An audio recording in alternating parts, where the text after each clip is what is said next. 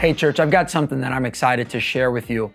You know, over this time of being at home, my wife and I have put in a lot of work into our backyard. We love spending time with friends and spending time with students, and so we've done some work in the backyard. We've cut some low-lying trees and we've raked up an unbelievable amount of leaves. We got some nice new furniture with the really thick cushions, that outdoor furniture that's so great. And then finally, we put together a fire pit. We put some stones in a circle and poured some sand in it, the whole thing.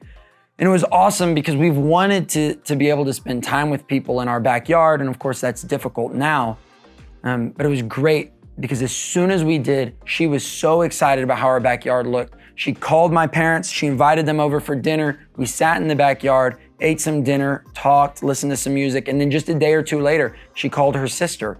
She came over and spent some time with us in the backyard, eating and just fellowshipping. And it was great. It was great to spend time with those people in the space that we had created.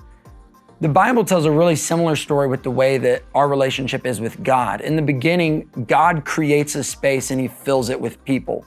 We know how that story goes. It goes about 3 chapters before Adam and Eve make a little mistake, to put it lightly. But the narrative twists there, and in Exodus, the tabernacle is created.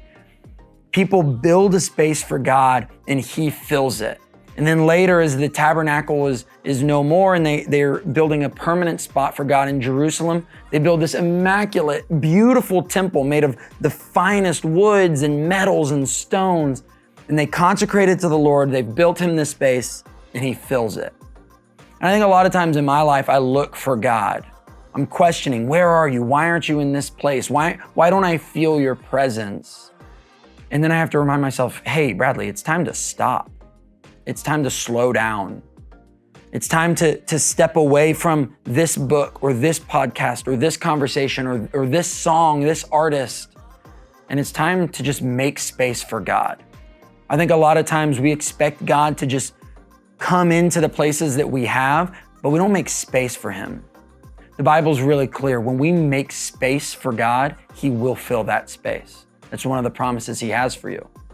So as we're continuing in this season of self-isolation and quarantine, my prayer, my hope for you is that you would find some time to just make space for God. And maybe it's 5 minutes and maybe it's 5 hours, but whatever you have to give it to the Lord and watch what he does with it.